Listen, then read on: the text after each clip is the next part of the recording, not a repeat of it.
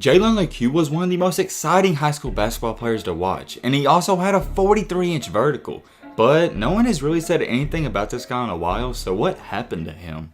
Over the years in high school basketball, there's been plenty of stars, and most of the stars make it, but some fall off. And for the player in today's video, I wouldn't go as far as to say he's falling off, but no one's really talking about him and we haven't heard much out of him. But don't worry, I got you guys. We're gonna see where he's at and what he's up to. So without further ado, let's jump straight into the video. To get into his story, you guys already know we gotta throw it all the way back to where things started. When he was in high school, he averaged 20 points per game, 9 rebounds, and 9 assists. So I think we can all agree that it's pretty impressive, and he was also regarded as a 4-star recruit. And after that season, instead of going to college, he wound up going to Brewster Academy to play 1 year of prep high school basketball. And at Brewster, he had a really outstanding year, but he didn't put up those crazy numbers he did the year before. He averaged 12.6 points per game, 4.6 assists, and 4.1 rebounds. I get it, those numbers don't jump off the board, but he's playing with a lot of other good players, so he can't put up crazy stats. One thing to keep in mind that's going to come into play later in this video, that he did shoot 26% from the 3-point line. That's not too hot, but we'll get into that later. At this point in time when he was playing for Brewster, he was all over YouTube, Instagram, and almost every social media outlet. And a lot of people were saying he was the quote-unquote baby Westbrook of high school basketball. And I can easily see why this comparison was made, because they kinda did play the same. But this is where our story takes a drastic turn. On April 20th in 2019, Jalen declared for the 2019 NBA draft. And most people thought he was going to pull his name out and come back and play another year, but he didn't do that. He wound up keeping his name in the draft, and on May 8th in 2019,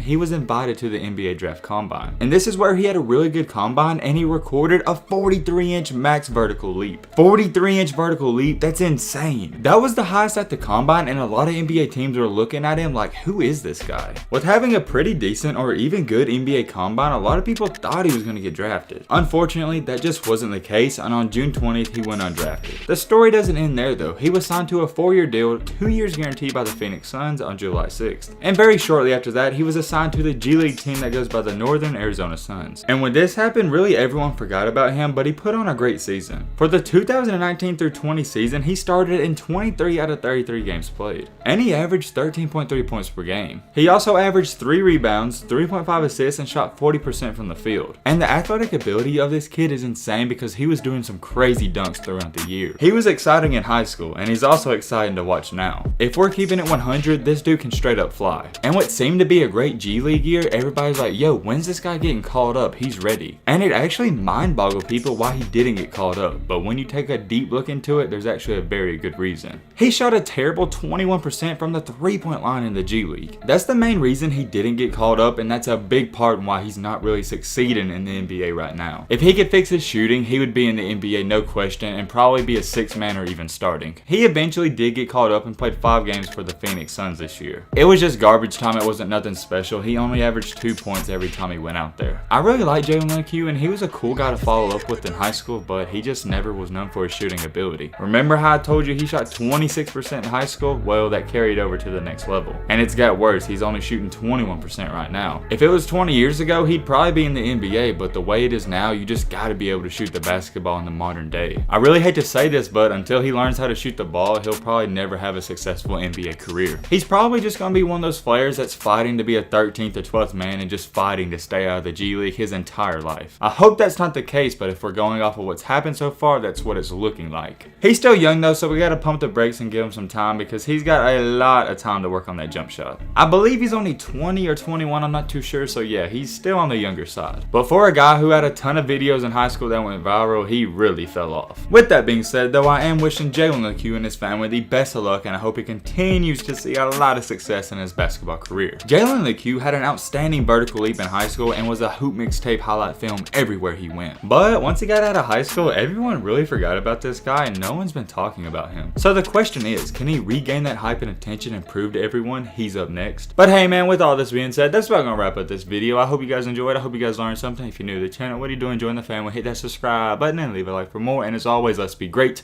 I'm out, y'all. Peace.